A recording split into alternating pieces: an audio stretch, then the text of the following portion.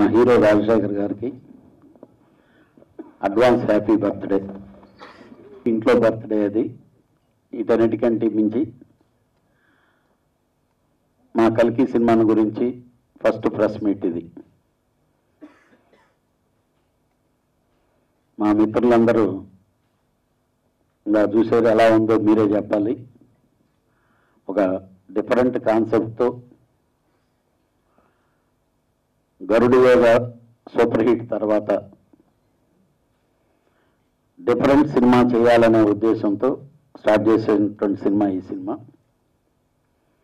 Shooting కంటిన్యూస్గానే జరుగుతూ ఉంది. ఇంకా 30% బ్యాలెన్స్ ఉంది. మార్చి ఏప్రిల్లో ఫినిష్ చేస్తూ ఇది 1980s ఆ బ్యాక్డ్రాప్లో ఉండేటటువంటి ఒక డిఫరెంట్ కాన్సెప్ట్ అయినటువంటి సినిమా. నిజంగా చెప్పాలంటే ఈ సినిమాలో పూర్తి బాధ్యతలు ప్రశాంత్ వర్మ పైనే పెట్టాం మేము. ఎందుకనంటే ఇప్పుడుండే జనరేషన్, ఇప్పుడుండే వేరియేషన్ ఉండేదానికి తన కాన్సెప్ట్ని సక్సెస్ఫుల్గా మంచి సినిమా తీసేవమని చెప్పి ఆయన ఏ విధంగా కోరితే ఆ విధంగా అన్ని ఏర్పాట్లు చేశానని చెప్పి నేను అనుకుంటున్నాను. చేసేనా లేదో ఆయన చెప్పాలి. ఎందుకంటే అలాగే director of photography Shiva, very good technician. Art director Nagendra కష్టపడి మంచి డిఫరెంట్ కాన్సెప్ట్లో మంచి సెట్ చేశాడు. అలాగే ప్రతి ఒక్కరూ ఈ సినిమాకి బాగా కష్టపడి పనిచేస్తున్నారు. ఎందుకనంటే ప్రశాంత్ వర్మకి ఫస్ట్ సినిమా కంటే మించి పెద్ద హిట్ ఈ సినిమా రావాలి. ఇంకా అతను చాలా చాలా పెద్ద సినిమాలు చేయాలని చెప్పి మనస్ఫూర్తిగా కోరుకుంటున్నా. అలాగే మా స్వీట్ 16 రాజేంద్ర ప్రసాద్, ఎందుకంటే ఇప్పుడు మేము అలానే స్టార్ట్ చేయాలి మళ్ళీ. ఇక్కడి నుంచి మళ్ళీ చేయాలి. అందుకనే 80s సినిమా తీస్తున్నాం మేము. డెఫినెట్గా మొన్న గరుడు వేగంలో చూశారు మన ప్రశాంత్ వర్మ. ఇందాక యాంగ్రీ యంగ్ మెన్కి తీసేసి యాంగ్రీ స్టార్ అనేది వేశారు. ఆ సినిమాలో అలానే ఉంటుంది, యాంగ్రీ స్టార్ లాగానే చేశారు. దాన్ని మించి డబల్ స్టార్ లాగా ఈ సినిమాలో కనిపిస్తారు. కాకపోతే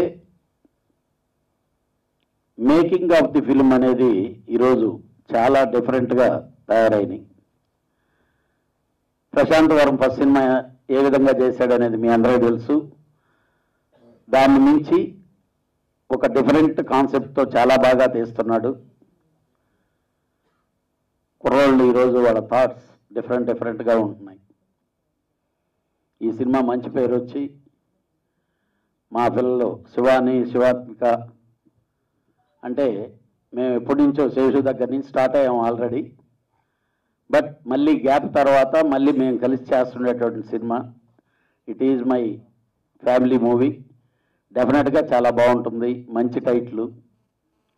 అలాగే ఈ సినిమా టైటిల్ని నిజంగా రాజశేఖర్ గారితో సినిమా చేద్దాం అనుకొని ఒక అబ్బాయి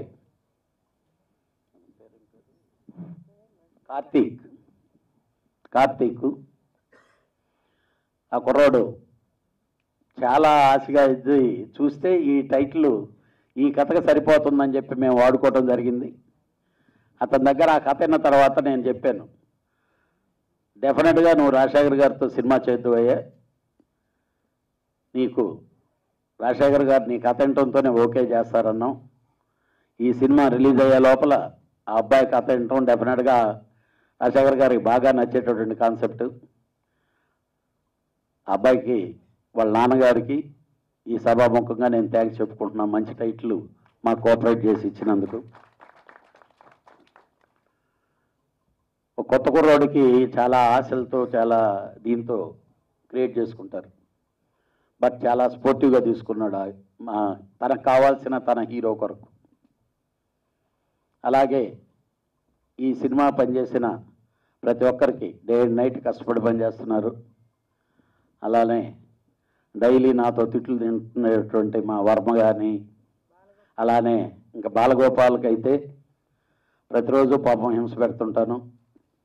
కాకపోతే బాలగోపాల్ కూడా మా ఫ్యామిలీలో ఒక మెంబర్. దాదాపు ఒక 20 సంవత్సరాల నుంచి అలవాటైపోయాడు. కానీ తను చెప్పాలనుకుంది ఏదో డెఫినెట్గా పోస్ట్ చేస్తాడు.